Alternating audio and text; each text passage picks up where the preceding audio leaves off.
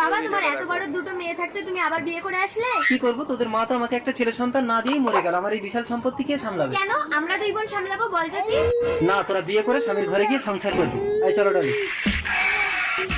শোন জ্যোতি, বাবা যখন বেরিয়ে যাবে তখন সৎ মাকে করে দেবো, নইলে একটা সৎ ভাই হয়ে গেলে বাবা কিন্তু আর আমাদের দেখবে না। ভালো হবে, একটা ভাই হলে আমি নিয়ে খেলা করবো। এই বেশি বুঝলি, আমি যাই বলছি তাই শোন। আই প্রিয়া, জ্যোতি, আমি একটু বেরোচ্ছি, তোর নতুন মাকে দেখবি। এই যে মোহনানি, পায়ের উপরে পা তুলে বসে আছো কেন? তোমাদের কি কাজ করতে হবে বলো, আমি করে দিচ্ছি। কাল সকালের মধ্যে দেশ ছেড়ে চলে যাবে, না করে দেবো। দিদি বাবা না জন্য জানতে পারে। কি ব্যাপার ডলি, এরা কিছু বলছিল তোমাকে? না না, ওরা আমাকে ভীষণ ভালোবাসে।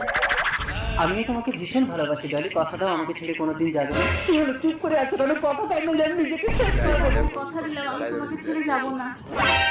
তার মানে আমাকে এক ডিহে দুটো পাখি মারতে হবে। সৎ মাকে খতম